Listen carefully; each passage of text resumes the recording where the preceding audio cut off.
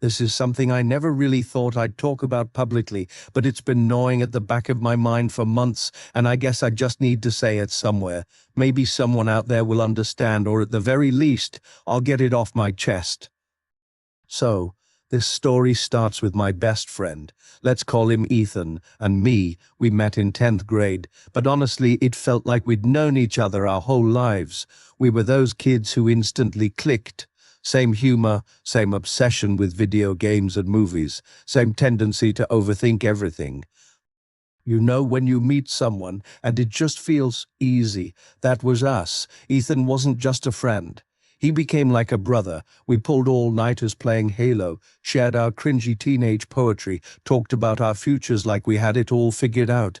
He practically became a part of the family. My mom would joke he was her second son, and my dad, who never warmed up to any of my friends, actually liked him. That says a lot. And then there was my sister, Ria. She's 2 years older than me, smart as hell, beautiful, super private.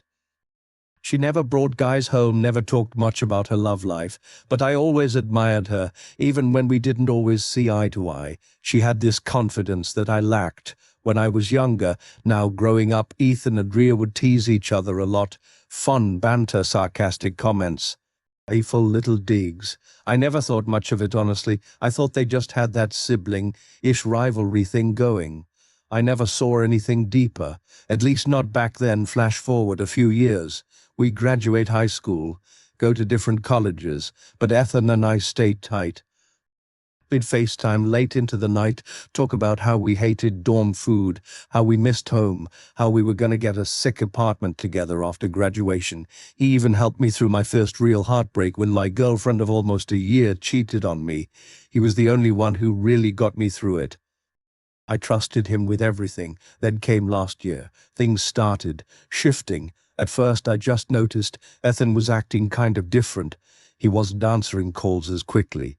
He'd brush off plans. Sometimes he'd cancel on me last minute, saying he was tired or had to help his mum, stuff like that.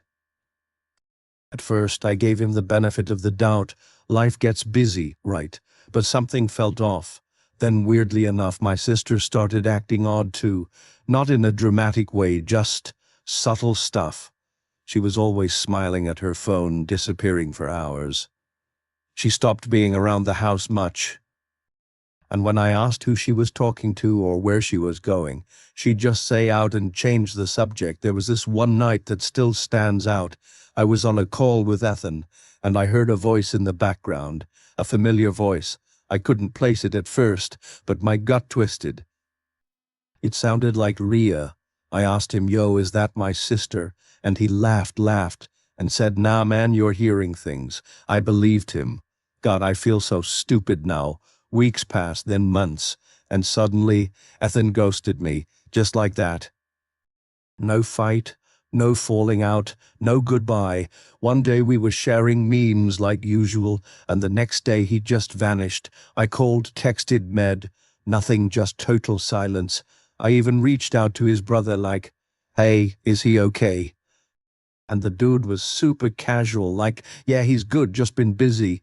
Busy, right. I didn't want to believe it, but I could feel it. Something had shifted, and I wasn't even allowed to know what it was.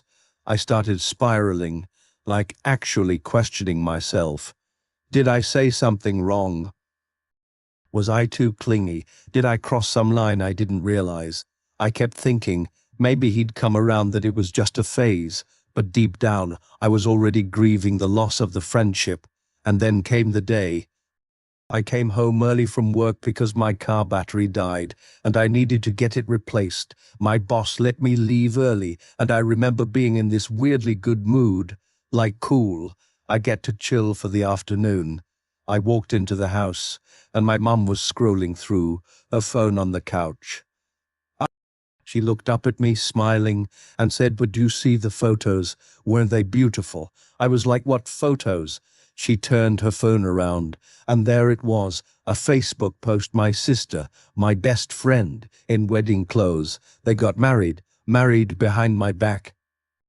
Without a single word, no call, no invite, No heads up, no clue. I felt like the air had been knocked out of my lungs. I just stared at the screen, couldn't even blink, and my mom was going on about how intimate and sweet the ceremony was. I walked out of the house. I couldn't even fake a reaction. I got into my car, sat there in silence, and just stared at the steering wheel. My chest felt heavy. I wasn't angry, not yet. I was just heartbroken. It felt like I had lost two people I loved deeply at the exact same time. Later that night, I texted Ethan. I had typed and deleted 100 things, some angry, some heartbreaking, some just numb, but all I could manage was a congrats. Wish I heard it from you. It sat there for a few minutes. I could see the typing bubble come and go. Then finally he replied, "If tied, I'm sorry. I really am. I wanted to tell you so many times, but it just got complicated. Complicated. That's what he called it. 8 years of friendship, sleepovers, secrets, heartbreaks, first jobs, heartbreaks again, and now I'm reduced to a complication." I didn't reply. I couldn't. The silence between us said everything words couldn't. Ria came into my room the next day. The air shifted when she walked in, heavier somehow. For the first time in a long time, she looked like she didn't know what to say. This woman who once helped me with my school projects, who made fun of my haircuts and gave me pep talks before my first date, she just stood there like a stranger. She sat on the edge of my bed, hands nervously fidgeting. I didn't even look up. I couldn't. She said, "We didn't plan it like this. It just happened. We fell in love." I asked, "When were you gonna tell me?" She looked down, chewing on her lip like she used to when she was hiding something. "We thought you'd be mad or hurt, and I didn't want to lose you." I laughed, actually laughed, the kind of bitter laugh that burns on the way out. "You didn't want to lose me. So you both just cut me out entirely." I said, "You already lost me. You just didn't have to see it happen." She didn't argue, didn't try to defend herself. Maybe because she knew there was nothing left to say that wouldn't make it worse. I've barely spoken to either of them since. They moved to another city a few months after the wedding. New apartment, new lives, new beginning. They send me texts sometimes, short ones. "Hope you're doing okay. Saw something that reminded me of you. Miss you." I leave most of them on read. Not out of pettiness, but because I genuinely don't know how to reply. What do you say to people who detonated your life and then sent you postcards from the crater? People around me have had their opinions, some harsh, some soft. You need to let it go. It's their life, not yours. If they're happy, you should be happy too. And maybe they're right. Maybe one day I'll get there. But right now, I still feel like I was written out of my own story without consent, like I blinked and suddenly the people I trusted most had closed the book and started a new chapter without me in it. It's a strange grief because no one died. There's no funeral, no memorial, no closure. Just silence, just absence, just absence, just echoes of what used to be. I've been trying to rebuild. It's not as cinematic as people make it seem. There's no grand montage, no inspirational music playing in the background. It's small things, changing the photos in my room, deleting old voice notes, sitting in coffee shops alone, learning to enjoy my own company again, reaching out to people I had pushed away because Ethan had been the only one I needed. Some nights are better than others. Some nights I sleep peacefully. Other nights I stay up until 3 a.m. rereading our old texts, wondering if there were signs I missed, warnings I ignored. Sometimes I still imagine confronting them, saying everything I never got to say, making them understand the depth of what they did. But then I think, what's the point? Closure isn't something they can give me. It's something I'll have to find within myself, and that's what I'm working on.